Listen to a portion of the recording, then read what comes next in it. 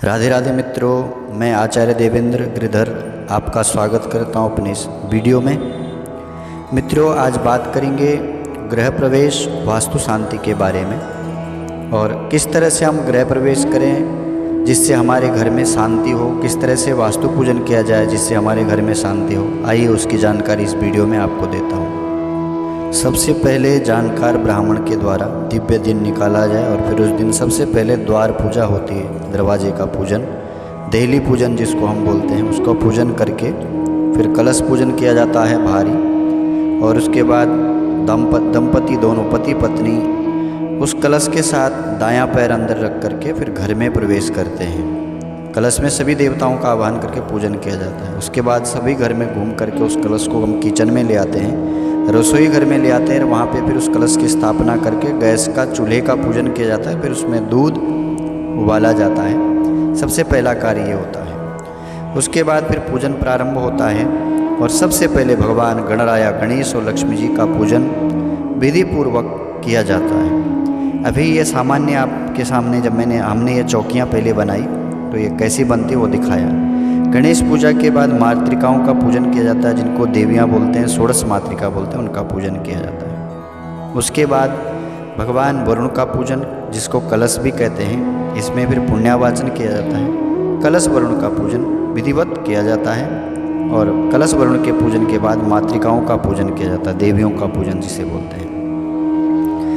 उन्हीं देवियों के पूजन के बाद ही हमारा पूजा दीप है, जिसको पूजा में रखा जाता है, ये पूजा दीप इसको बोलते हैं। कलश पूजन के बाद, मातृकाओं के पूजन के बाद इधर ये प्रधान दीपक है। ये जो है नवग्रह देवता हैं, लोकपाल हैं, दिक्पाल हैं। ये नवग्रहों के साथ साथ ये बीच में कलश रखा है, इसको रुद्र कलश बोलते हैं। भगवान रुद्र का इसमें स्थापना की जाती है और इन्हीं नवग्रहों के बीच में इनकी स्थापना ये की गई है। यहाँ पे विधिवत नवग्रह देवताओं का पूजन किया जाता है अधिदेवता प्रदेवताओं के साथ। ये वास्तुपीठ है, वास्तुमंडल है। इसमें वास्तु के जो देवता हैं उन देवताओं का एक एक करके आवाहन किया जाता है और उनका पूजन किया जाता है। ये वास्तु पुरुष हैं जो घर में फिर स्थापित किए जाते हैं अग्निकोण में। इनका विधिवत प्राण प्रतिष्ठा के साथ पूजन किया जाता है। ये आगे हम आए और अगली ये जो चौकी है, इसमें सर्वत्र भद्रमंडल के देवता हैं। सभी देवी देवता इसके अंदर आ जाते हैं। हमारे ऋषि, नदियाँ, ये सब इसके अंदर विद्यमान, इन सब का पूजन किया जाता है। और फिर लोग घर में अपने भगवान सत्यनारायण का पूजन करवाते हैं और सत्यनारायण का पूजन करके फिर कथा होती है भगवान सत्यनारायण की। तो अभी ये सामान्य चौकियाँ आपको दिखाए, आगे ये देखो पूजन की सारी सामग्री लगाई हुई है। और अभी ये आगे मैं आपको दिखाऊँगा इसमें सभी देवताओं का जब पूजन हो गया उसके बाद कैसे दिखते हैं। तो ये गणेश और लक्ष्मी जी हैं, इनका हमने विधिवत पूजन किया, षोडशोपचार पंचोपचार जो भी विधि है उससे पूजन किया। और ये भगवान वरुण का, ये सप्तघृत मातृकाएँ पहले नहीं देखी आपने वो। और ये पितरदेव, पितरों का भी पूजन ज़रूर किया जाता है बंधुओं इसमें, तो विधिवत पितरों का पूजन किया जाता है।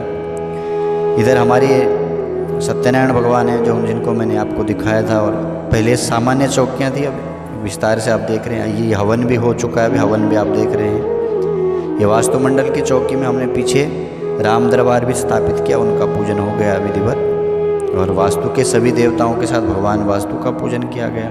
इधर नवग्रह, अधिदेवता, प्रदेवता, पंचलोकपाल, 10 दिक्पाल, क्षेत्रपाल के साथ उनके पूरा। और इधर ये प्रधान दीपक जो हम देख रहे थे उसका पूजन हुआ। इसी में हमने भगवान महादेव शंकर को विराजमान किया और भगवान शंकर का पूजन किया।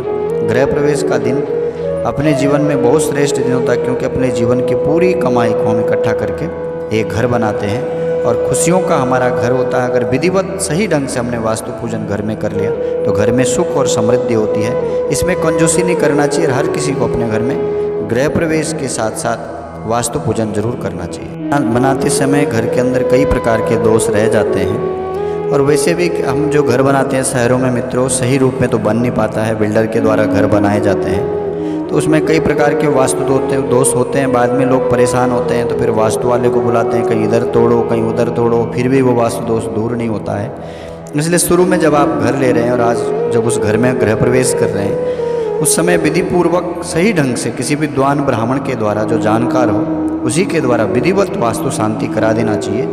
उससे क्या होता है, हमारे घर का जो वास्तु दोष है वो दोष भी दूर हो जाता है और घर में हमेशा खुशहाली रहती है, सुख समृद्धि रहती है। तो इस समय जब पहली बार आप घर में जा रहे हैं तो बड़े शुद्ध मन से, प्रसन्न मन से और खुशियों के साथ उस घर में प्रवेश करें और विधिवत उसमें वास्तु शांति की पूजा करवाएं।